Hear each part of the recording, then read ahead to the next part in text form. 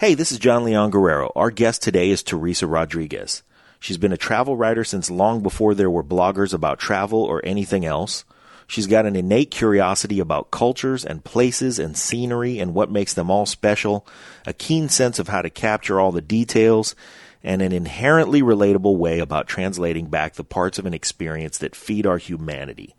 She's the San Francisco editor-in-chief of WhereTraveler magazine, where her words and talents inspire and entertain a lot of people. And now she's the host and executive producer of the WhereTraveler Podcast. So in addition to her written words, we can actually hear her voice.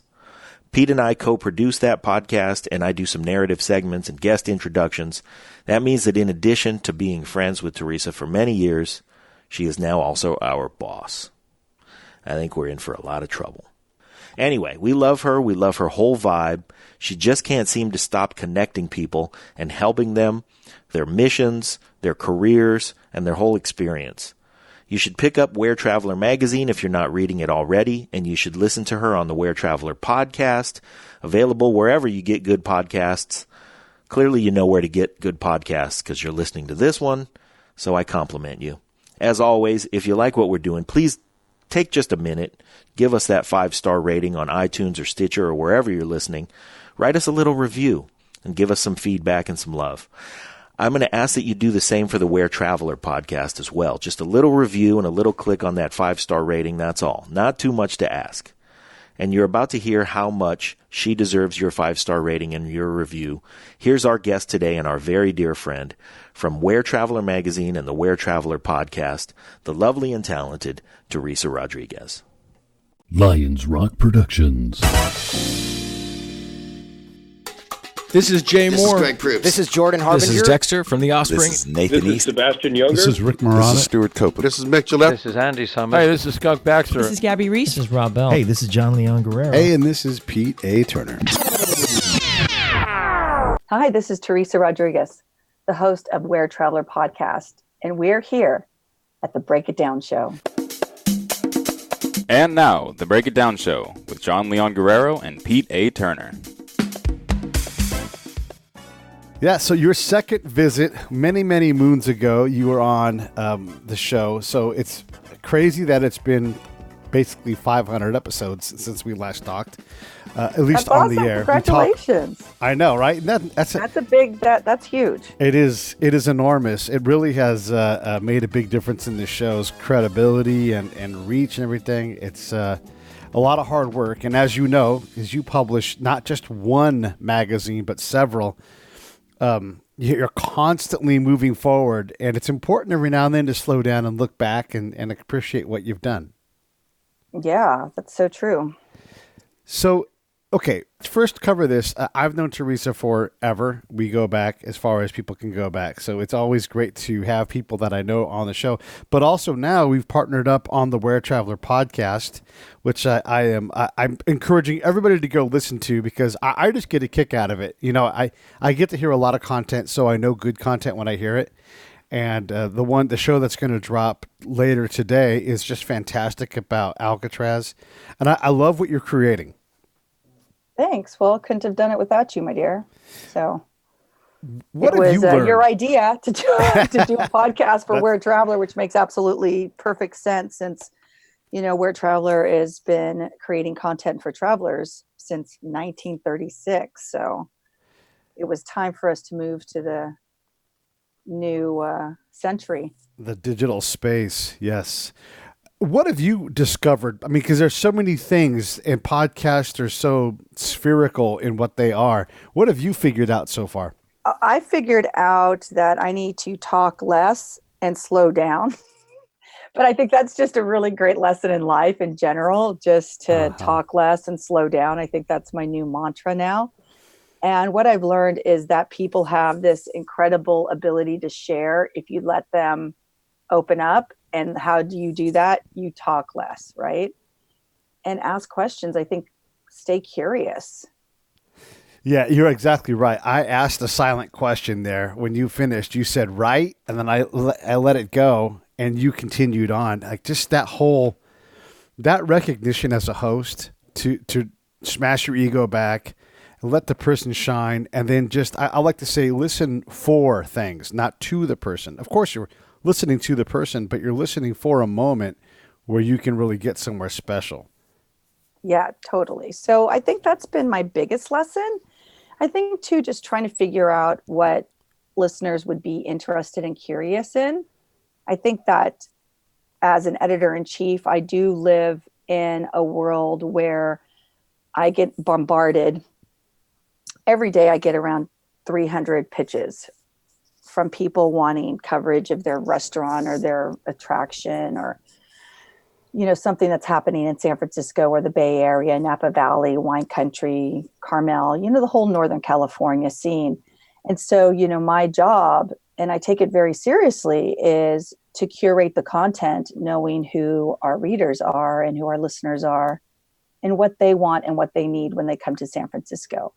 What's really cool about the podcast, though, it's national. So, we're on a platform, WhereTraveler itself is a platform of 250,000 people who've subscribed to receive our newsletters and our content. And so when you look at that, it's awesome to be able to branch out and talk not only to people in San Francisco about San Francisco and Northern California, but also, go to the Statue of Liberty and talk to them about, Lady Liberty and all her secrets, so that's really fascinating to me. Yeah, when you had Chef Michelle on, she was talking not only about her work, on Calle Ochos in Little Havana in Miami, but also her experiences in coming to your town. Yeah. What she sees in terms of the interesting things for her as a world-renowned chef.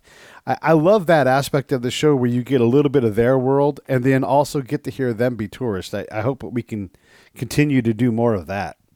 Yeah, it was fantastic. And I love everybody's perspective, right? Like, you talk to an historian and their perspective of life is through the lens of history.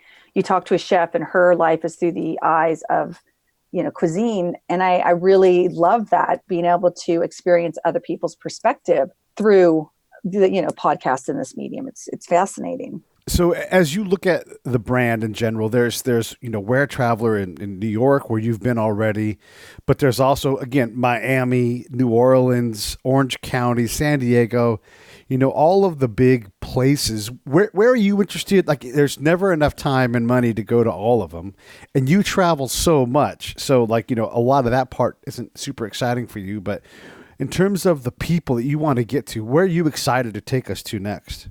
Oh, I would love to take us to New Orleans. I just think New Orleans is such a fascinating city, and WhereTraveler has such a great brand in New Orleans and the surrounding areas. So I would love to speak with the editor-in-chief there. I'd love to, just go behind the scenes of some of the really crazy tours. They've got great swamp tours. Yes. And, midnight cemetery tours and voodoo tours. And, it's just, to me, that's just such a fascinating part of the United States that, with such deep roots, in so many different parts. You've got the roots of the Creole and the cuisine and beautiful architecture. So, yeah, I would love, and the truth is I never get tired of traveling. If somebody handed me a ticket somewhere today, I would go. Like, I was just looking at Nantucket. I've never been to Nantucket. I'm like, oh, that just looks so awesome. So I think one of the things for me is just staying curious. Yeah. About every destination, not just ones that are on WhereTraveler's radar, where travelers go, but also places that are just a little off the beaten path. Yeah, for sure. That stuff, like, you can say go to Antoine's in New Orleans, but a lot of us know that already. When you had Francis Lewis on, the guy that does your job in New York City, and he talked about the High Line and all of those other places. They're not necessarily secrets, but just to say that to curate that whole experience, like, this is how you can spend a day in New York City. Yeah, it's fantastic. And it's so fascinating to hear what others in my position really are trying to promote as well and curate, because our job is to give the best. We have to remember that we've got travelers who come to our city. You know, I look at San Francisco, we've got 25 million people who come to San Francisco every year. Wow. They spend $10 billion. That's $1 million every hour that they're spending in the city of San Francisco. And they're relying on WhereTraveler to where to spend this money, right? Are they going to go spend it at this restaurant that's got really awful service and the crab sucks? Or are they going to go spend it at this restaurant where the service is fantastic and the crab is phenomenal? Right. Well, that's my job because they're here for only a few days. The average traveler to San Francisco is here for 4 days, spending $3,500. In those 4 days, people have a lot of work to do, right? And it's They have easy a lot to do, get, you know, and they want to go down Lombard Street and they want to have a Yes. coffee at Buena Vista and they want to go across the Golden Gate Bridge and they want to eat crab and Fisherman's Wharf. I want them to do all of that, but I want them to do it the best they can, you know, Yeah. the better than experience, not just go to eat crab at Fisherman's Wharf. These are the best places to eat crab, you know, or if you want to take some, you know, go off the beaten track, these are some of the best crab places that are in San Francisco that are not necessarily in Fisherman's Wharf. I worked at Pier 39 as a concierge. One of my favorite things to do is one of the guys that I worked with is we would go and eat crab once a week. Like, let's find the best crab in San Francisco. And we just went out last Saturday and went to a place on Clement Street down in the Richmond district to have crab. And it was fantastic. So it's like, you know, those are the things I love to find out, you know, just really stay curious. yes, that curiosity, like knowing to go to Molinari's for a deli. That place Right. it's not a secret, but if you don't know to go there, you're missing out because it's so top notch, so good. When it comes to these, you know, these these hidden gems, I suppose, or the big names, what's your preference? Like, what personally do you like to do more? I'll be honest, I love food. So I'm always looking for that little place, that little hidden gem somewhere that serves the best of. There's places that I like specific food, you know, Burmese. There's, you know, they do this fermented tea leaf salad over at Burma Superstar, which, you know, you'll never get a salad as fantastic as the salad at Burma Superstar. The specific tea leaf 14 spice tea leaf salad. And, you know, you can go and get crabs at Woodhouse Fish Co. on Fillmore Street and have fantastic Belgian food and mussels over on Union Street at Belga. So for me, there's specific places I like to go for specific foods. And if I'm craving something, I know, I'm like, okay, it's time for me to go to Fog Harbor to get a bowl of clam chowder, you know? Yeah. Yeah. For reals, when you travel, like if you go to New Orleans or a town that you don't have wired tight and you've been everywhere, would you actually grab WhereTraveler magazine? 'Cause I know that Francis talked, he's like, put one in your back pocket and take it all over the place. It's a great reference. But is that really what you would do? Oh, I do it before I even worked I've got WhereTravelers on my coffee table from St. Petersburg, from Moscow, from Venice. Yeah. When I've traveled to those destinations. And what I love about them is they're also a souvenir and a reminder of what was happening that month that I went. So I always recommend that people pick up a WhereTraveler as a souvenir and as a reminder of all the things that were happening that month that they were in that destination. So it's really cool because I have the one from St. Petersburg from last year when I went for World Cup with my parents. And it's, you know, it's all about summer in St. Petersburg. And I have that fantastic memory. And then when I was in Venice for my birthday, you know, I picked up a WhereTraveler Venice and have all the cool things that were happening in Venice during the month I was there. Yeah. Wow. So many questions because those memories just took me away to my own memories. And you're right. It's fantastic. Okay. So you've got a podcast now and you're getting your host legs underneath you and you're doing very, very well. You already have an editorial mind.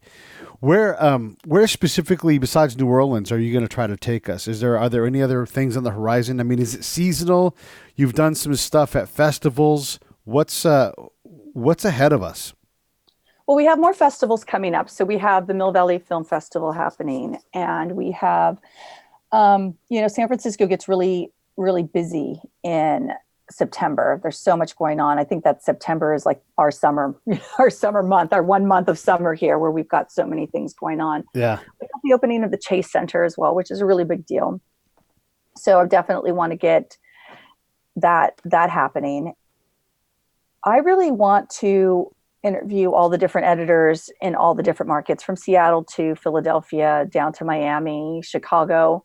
We've got some really interesting things that are happening in each marketplace, and to be able to get each of the editors online and find out what's happening in their city. I mean, I love it.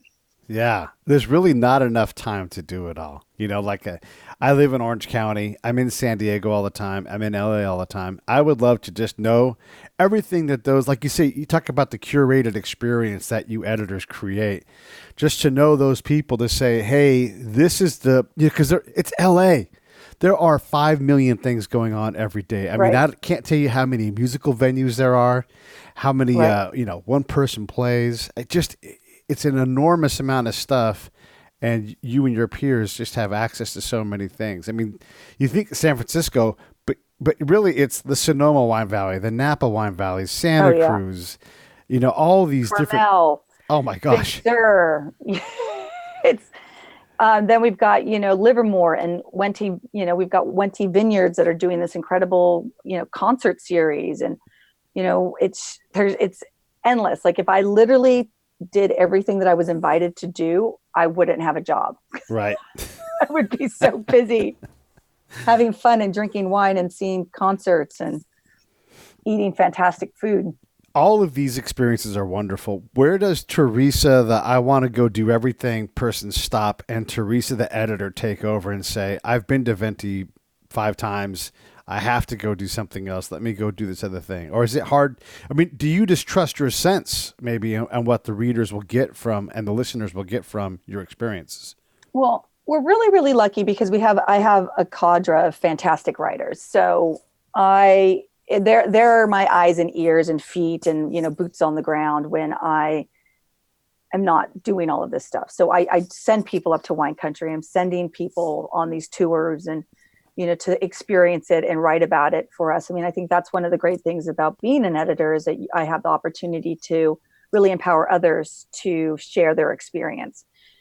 The truth is that, I'm a single mom of an 8-year-old. So when I am not being curious for WhereTraveler, I'm being curious with an 8-year-old and where to go and what to do. And, we have our memberships, to all of the different museums, and one of our favorites is the Exploratorium, where I can bring a bunch of kids. So we'll have play dates to the Exploratorium. I'm a member of the Battery, which is a private club in San Francisco that does events for children on the weekends and puppet shows and storytelling. So we'll go to the Battery, to have brunch and play with Legos and run around with all the other kids. San Francisco is a really great city for children. People are like, oh, let's move out of San Francisco. If you can afford to raise a child in this metropolitan environment, I highly recommend it. I took her to see Carmen, the opera, and she was just mesmerized with the music and the movement and the drama of it all. Yes. And I took her to see Hamilton for Valentine's Day, and we're super excited because Harry Potter, the music of the theater performance, is coming to San Francisco in October. So we're already set to go see that. That's for people who don't know, Harry Potter has been playing it was in London and New York. It's in New York right now, and it's coming to San Francisco. It's 2 plays. So you watch the first play, which is the first part of the book, and then you watch the second play. And so it's literally a full day of theater. Oh my gosh. With a break in between. So yeah, it's fun stuff like that, how could you not want to be a kid in this city? Yeah, it's incredible. Just in general, like just not even in the city, but the travel things we've already talked about, the incredible food that's out there, festivals, theater, all these things. And theater sounds really pretentious, but what I love about what you get to do is show us how what a blast it is. I've been to a lot of theater, and there are many things that blow me away. One, the venues are gorgeous, the architecture. So immediately, when you come down to Orange County, we'll have to go to the Segerstrom together. That's just like mouth agape, looking at like, oh my God, look at this beautiful building. And then you go in, you have a drink or whatever, and the live musicianship. I saw something at the Hollywood Bowl the other day, and basically it was the 30th anniversary of The Little Mermaid, which blows me away. That's 30 years old. I love it. But the symphony played the numbers live, and then they played the movie on screens, and it's a Hollywood Bowl, so there's no better live open-air venue in the world. Like it is. Oh, no, yeah, and the weather's so great down there. Well, get this. It rained just enough to add the oceany kind of feel. So everybody got wet, but no one got soaked, if that makes sense. Awesome. And then they would press pause in the movie and say, now singing the part of Little Mermaid is Lea Michele. Oh, wow. Because it's fantastic. LA, so you get to hear a live performance, live music, and just, oh man. So yeah, people that are missing out on the wonder of theater, and you want to take care of your relationship, go see theater of some kind once a quarter. Oh, yeah, I totally agree. I just saw Hairspray, which is playing at the Victorian Theater in San Francisco. It's in the Mission. It's the oldest theater in San Francisco. And it was just this awesome, performance of Hairspray. Yeah. And then afterwards, we walked down to Valencia and 16th and got a bite at a new restaurant called Elda that's open until 2 a.m. that serves food until 1. And it's a combination of Mexican, Japanese fusion. Like only in San Francisco, right? Not only in San Francisco, but San Francisco is a great city to be able to go see Hairspray and then hang out at a Asian fusion bar until 1 a.m. eating chicken Japanese sandwiches and carnita tacos. I love a susharito, first of all. Yes. I love them. And then also, you're right, sushi with like some cilantro in it, or like a pico de gallo kind of thing in there. Like, it works. And you're right. That's not a cultural appropriation. That's delicious is what that is.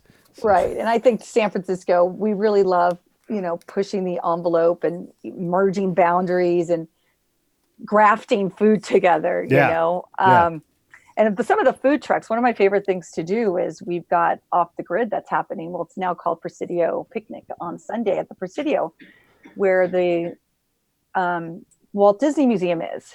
And it's, 50 food trucks that wrap around the park. And they've got a live DJ and a bar in the middle and a guy that wearing a tux that is pulling a Bloody Mary maker cart around. And it's just a fantastic afternoon with with your family, your friends. Bring your blankets, bring your own rosé, frisbees, it's kites. Yeah. Sundays up until October. So you're an author. You've written several books. You're a traveler, which is a separate thing, but that's like your muse. You're a magazine editor. And you are mastering lots of different forms of media. How good of a grip do you have on podcasting now that you've got a taste of it? I have no grip on podcasting. I trust you. I just fall face forward and hope that it all works out. So, I'm passionate about interviewing people. I love meeting new people. I'm forever curious about what others' perspectives are and their experience of life. So that in itself just gets me excited. So I'm always like, wow, this would be a great podcast. Yeah, this will be a great podcast. But at the end of the day, I have to okay, what do I really have time for? What do our listeners really want to hear? And what's realistic, right? Yeah, no, that's 100% for sure. I mean, I take my gear with me everywhere I go, but I can't record every conversation that I have. And I think what you're going to find is that more and more, you're going to just be doing, I wouldn't call them mock interviews, but you'll be doing like practice. You'd be like, oh my God, this would be a great show, So you're going to find even more things that you're passionate about. The interview you did with the Albrights, that's going up today, where they lived on Alcatraz, and you find out that they have the warden's furniture in their house. Like they got to keep it as they turned the lights off. Yeah. So crazy, right? Like a boat came to Alcatraz, put the furniture on the boat, took it to the dock, loaded it into a truck, and then they drove it all the way across country. Yeah. And now it's got, it says Alcatraz on it, and it's going to end up in the Smithsonian. Yeah. That's just so fascinating. And then and this is the inside stuff you get from podcasts. By the way, the curtains that Catherine sewed are still on Alcatraz, still in Building 6 or wherever it was. 64. Yeah, it's so crazy, right? Yeah. Those are wonderful things. Where are you not getting to enough? Like, what's next for you? You're like, I really need to get down to San Antonio or whatever it is. I need to get back down to Mexico. I have not touched the Caribbean Ocean. My favorite part of the world is that area of Tulum, Acamal, that area south of Cancun and Playa del Carmen. Is, there's a bunch of little seaport villages, really. And I don't want to tell any of your listeners this because I don't want them to go down there. But there's just these gorgeous little villages that have not been populated yet, where the fishermen live and the turtles swim in the bay and the water is as blue could be. And I really love Mexico because I love food. I'm not a big fan of Caribbean food, but I'm a big fan of Mexican food. So it's the best of both worlds. I've got the Caribbean Ocean right there, Quintana Roo, the state of Quintana Roo. Right. And I've got the food. I absolutely adore it. So I need to get my feet back in that blue water. Yeah. So not so much curry, but more carne asada for you. Yeah, I'm not. I'll be honest. I'm not a curry fan. Huh. Which is really interesting as being a foodie that I am. Indian food. I have not found the exact my food, and I know that what's happening, and we're going to be covering it in our November issue of Where Traveler, is the microculture food that's actually popping up. So it's not just Indian food. It's Southeast Indian food. It is Northern Indian food. It's Indian food from the city of Mumbai. It's Indian food. So what's so fascinating is that we're getting microcultural food in San Francisco.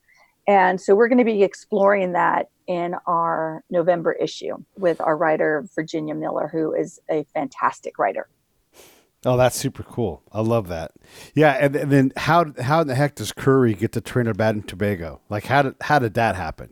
Cause it's for sure Indian inspired, but it is not their style. It's just, it's great.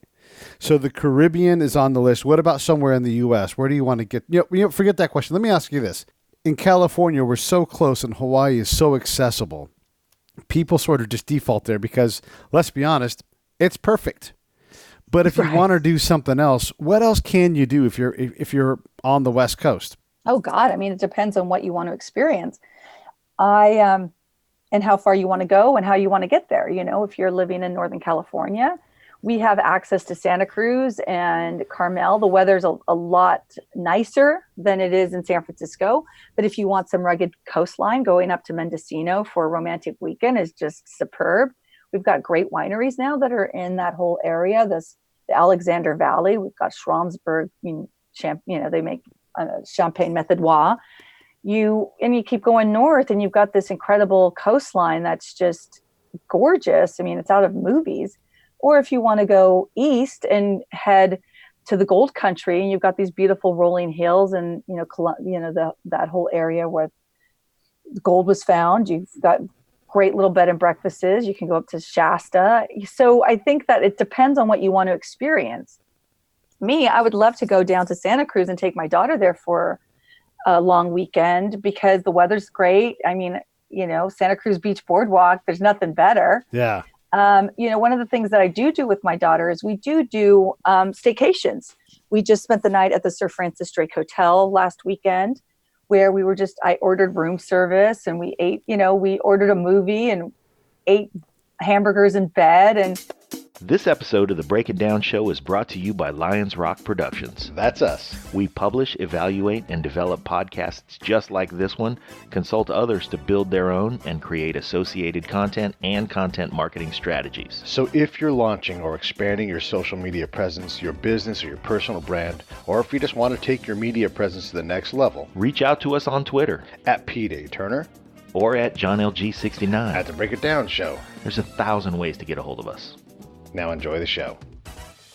Ate hamburgers in bed and didn't have to worry about cleaning it up in the morning, making the bed, So I think that you don't have to go far to have a great time with your family or with your friends or your loved one or whatever. And, getting away doesn't have to be super far.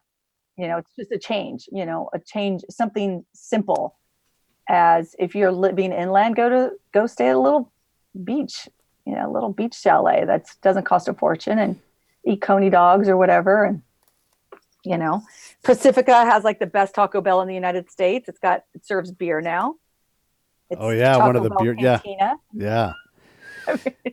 Go to Pacifica for the day, right? Oh my gosh. I was in San Diego the other day, and we were there for some interviews, but also for Comic-Con, because one of our guests was at Comic-Con as a display. And we just went to the next Mexican place in the right part of San Diego, and oh my God. And so the next thing you know, I'm in Missoula having quote unquote Mexican food. And there's nothing wrong with the food that I had in Missoula, but it was not San Diego Mexican food. Oh, right. It's so delicious. But yeah, if you were to think 6 hours to fly from California to Hawaii, you could be in St. George, Utah. Right.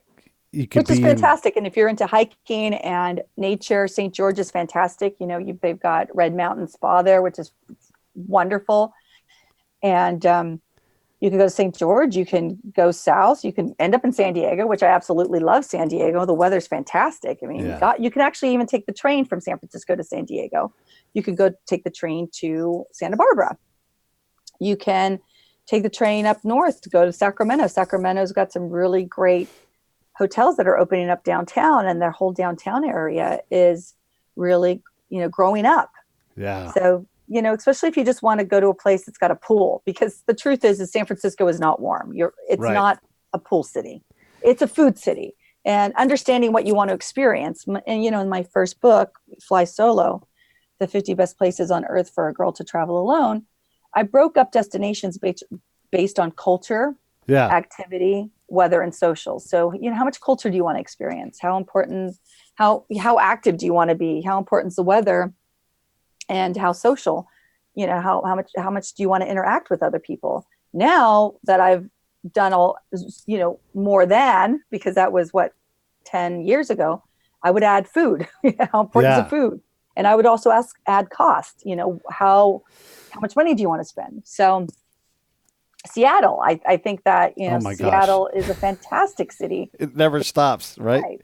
It never does stop. Like, I was looking at flights to Nantucket. Like, how long would it take me to get to Nantucket with Cassandra, my daughter? And where could we stay? And it was like a 7.5 hour flight, and hang out and and have a completely different experience of the United States. Or Montana, go horse riding in Montana. Oh my gosh, it was so gorgeous up there. Oh my God, it's gorgeous up there. So this is one we should do. We should have you fly down to San Diego. I'll meet you down there, and we'll take the Surfliner north, even all the way to San Luis Obispo if we want, and we'll just grab 4 or 5 podcasts along the way. Just things that are within a short Uber ride of the train track, and then just pop up and do Southern California. Yeah, definitely. I'm in. Okay, so the show is called the WhereTraveler Podcast. It's part of the WhereTraveler brand. It sort of accompanies all of the guides that are out there in general. We've hit New York. We've hit San Francisco, done some festivals. I think episode 8 will drop today. There's a whole bunch of new stuff coming up. Teresa's got the bug to get out there to maybe Nantucket or wherever it's going to be. What else do we need to know, Teresa, about the show? Well, where to find it, which you're the one that set up all that stuff. So you can download it on your iPhone or your smartphone. You can find it on Apple Podcast. Make sure to subscribe and like and write a great review. Now I sound like one of those influencers asking for followers. Well, let me say it in the second way though, because if you're going to go to New York for work or for pleasure, or whatever, if you listen to the Francis Lewis episode, you're going to instantly be inspired. That's why you want to subscribe, because this is going to be a source of information for you. And so when you send your email to Teresa to say, please go to whatever, Cincinnati, and tell us all about it, because I'm going next year for my family reunion, then boom, you're going to have Teresa able to respond to these things and put you in that place, whether it's New York City, Miami, Boston, whatever. That's what we're trying to do is to give you guys that curated experience. I mean, You know, everybody always wants travel tips from their friends that have been to Paris, but how about someone who lives and works there and curates that experience for a living? I'm really excited about the East Village interview with our gentleman, Neil, who has such an understanding of the area. It's so fascinating. That's where the Hare Krishna tree is. Yeah. This is like one of the oldest Ukrainian villages in the United States. We go and visit an enchantment shop where you can buy spells. It's just so fascinating. And this was all in an area of 5 blocks in New York City. Fascinating. Yeah, no, it is fascinating. And the other thing I guess I should say too is if you are going to come to the Bay, realize that 5,700 people a day go to Alcatraz. I know it's busy. I didn't realize it was packed. It's packed. And they need to buy their tickets beforehand. Of course that they can find tickets many times, but they're always packaged up with bus tours and other types of tours. You know, it's one of the things that the concierge call the impossible. Yeah. You know? And getting reservations at restaurants like State Bird Provision and Quince and French Laundry and tickets to Alcatraz. Those are like the 4 impossibles. Yeah. So make sure that if you're coming to San Francisco and those are some of the things that you want to do, book them ahead of time. And with all of those, you can book them 90 days in advance. And they have, this was neat about the Alcatraz tour there's the standard tour, there's a nighttime spooky kind of tour, and then this behind the scenes totally new tour. It's like a 5.5 hour. Yeah. Oh man. 5.5 hour tour and they get gritty. There's no children allowed, which I understand. I took my daughter and her friends on an Alcatraz boat cruise. It was just a cruise that went around the island of Alcatraz. And they had way too many sound effects for children. It was, gunshots and, cussing and things like that. So I do not recommend the boat cruise around Alcatraz for children under the age of 14. Yes. And also recommend for adults the Buena Vista before and after because Irish coffees are great. Yeah, especially after you get off the bay, which can always be a little bit chilly. It can be chilly. People think they're coming to California. It's nice and sunny and warm, but the Bay Area is its own beast. Yeah. It has its own microclimates here. So, our motto should be bring a sweater, wear layers. Yeah, for sure. Even in the summertime. Well, listen. Especially in the summertime. Exactly. That's when you don't expect it and it creeps up on you. You end up in Snowy Valley wondering what the heck happened. Well, listen, I appreciate you coming on and talking about WhereTraveler Podcast with me because I'm passionate about it. Everybody, you got to support the show because I'm telling you, when you do travel, this company will put you in a good spot. The curated experience thing is fantastic.